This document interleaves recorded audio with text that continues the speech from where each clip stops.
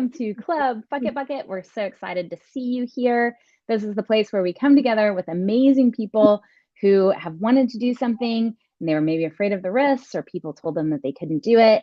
And with absolutely no reason to go ahead and do the thing, they just thought, you know what, fuck it, and did it. And so now we get to hear their stories. If you're here with us, comment, check in, let us know, ask questions for our amazing special guest today. You might know her as Miranda, but once you get to know her, you get to call her Randy. That's for like the special, amazing people. So Miranda, come out and join us. Randy is an award-winning investment advisor representative. You might know her as a financial advisor. And so, like, this is really exciting. So you just were named number 65 out of 130,000 financial advisors. Yes, myself and my team in 2021, and we didn't get recently because of COVID. So we got together, as a company, all the U.S. and Canada. We all got together and celebrated, and it was really fun. That's amazing. But now, so this is crazy because you and your team, you're winning awards, you're being recognized internationally, but you weren't always a financial advisor, right? No, definitely not. I actually used to be a teacher, and that's what I did straight out of college. And I taught, it was complete opposite of financial advising. I had little kids, kindergarten, first, second, and third grade special education. And I remember trying to teach my third graders about finance at one point, and I got in trouble because it wasn't in the school curriculum. But I wish it were, right? Wait, as an adult now teaching adults about finances, do you wish that our school system taught kindergartners about it? Yes, and I talked single presentation in person I sit down with. I talk about how it's not our government given curriculum to teach about finances, and it's really sad unless you're in a school district where it's an extra thing that's paid through the tax, or they can afford to pay for some other service. You're not really going to get any about anything. Insurance, investment, everything.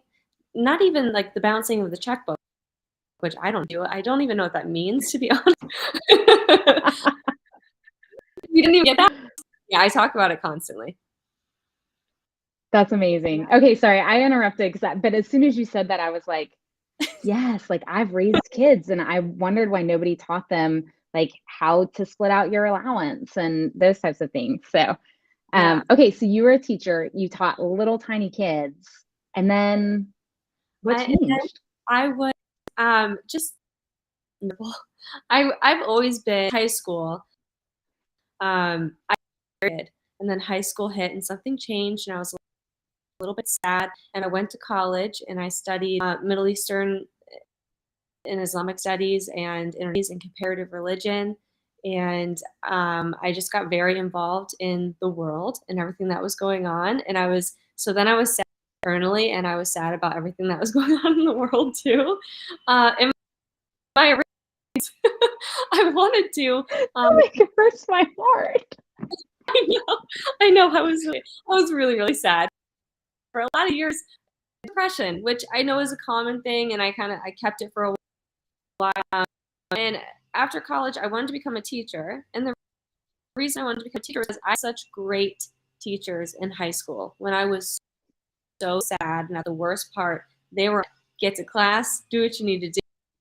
Let's get you to what's it called? The guidance counselor that's at school wrote me the letter to help me get into college because I had dropped out of high school for about a year before I was supposed to graduate, and did all my classes online in the last month that I could.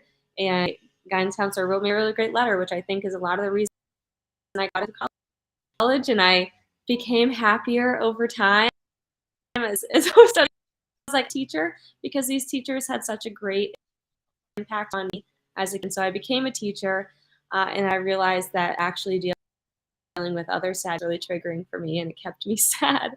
So I didn't want to do it. I realized my actual dream in life was to retire and not to work. And so I wanted to work with money. Our 403B providers, which is our retirement providers for school,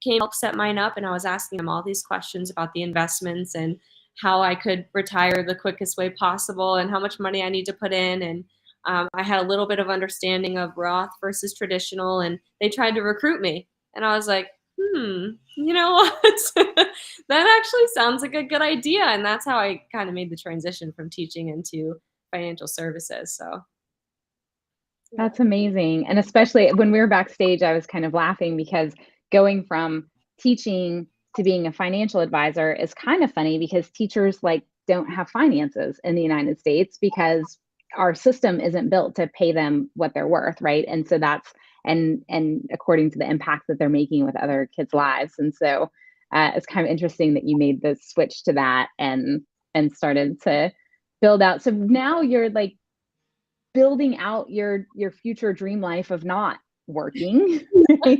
Retiring. But when you made that switch, I mean, that's a big deal. What happened? Were there people around you who were like, oh, you'll never be able to do that, or you're leaving the safety of like a sure thing? What feedback did you get? yeah, well, what's fun, I did it kind of secretly at first because everyone in my life was so excited that I was sure. My dad was excited. Everyone in my life kind of thought I was just going to be a teacher. Teacher-esque. I compare myself internally to like Melissa, if you watch that movie. So I just wanted to be a teacher, and I love kids. And so when I first, Chris, when I first found the place where I wanted to work, because I interviewed at many, and I'm not going to down on any other companies, but there's one that I went with that I just enjoyed. I was at the interview for 4 hours. I was just talking to who is now my senior vice president. His name is Joe. He's an amazing person. And we talked about everything under the sun, about my life, about what I wanted to achieve. We talked about mindset and about improving mental health. It's a beautiful space and an atmosphere. But I knew transition, and I knew that starting something that was fully commissioned was going completely well received by everyone in my life. And one person in particular, and I'll call him Dan, I'm going to go tag him in the comments after this when it gets posted. But my brother, Peter. Oh my God. He's like, I have Peter. Everybody be kind of nice to Peter or not, depending on how this story ends. Yeah, be so nice to him because to be determined. He raised me when I was growing up along with my mom. He's a good man. He bought my car for me when I was in high school. I followed him to college. You know, he's the person. That's why I knew, that I was nervous about what he was going to say about what I was doing. I knew he was going to say, because he's very stability, right? You go to work, you get a paycheck, you're very responsible with your paycheck. And I've always been the complete opposite. I'm ready to travel the world. I'll drop anything I'm doing in a second. I just want to go see and experience. So being tied down to a school was not for me. And he told me, he said, I have friends in financial advising. I don't think that you're going to be successful. A good idea. It's very dangerous. It's very risky. And you know what? I get it, because let the fire asked to say, I want to go, and I had to prove him wrong at that point. Right. So yeah, I don't know. Yeah.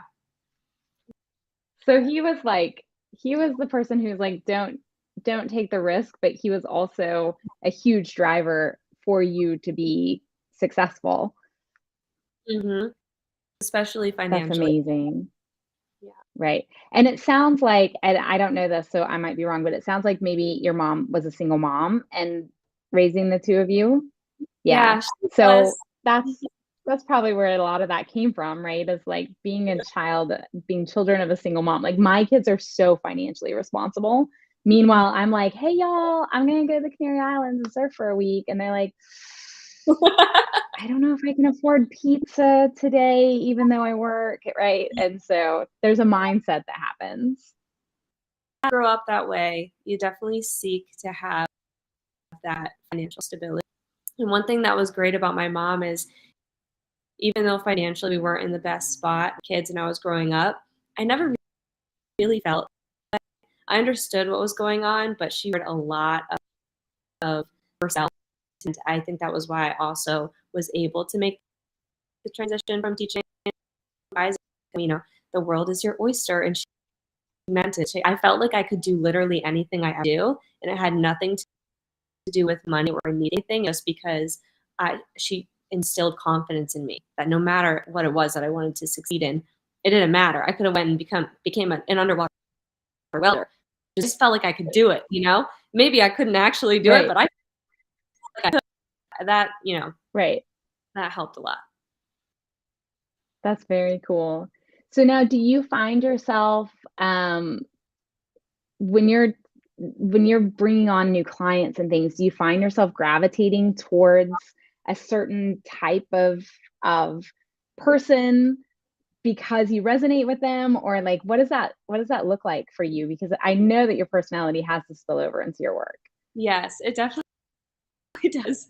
I love work with like young couples. My fiance now for about 12 years. We have a cat together and no kids. I always seem to find more people who are like that. Young couples who are just getting started on life, who want to be successful, understand how to do their retirement.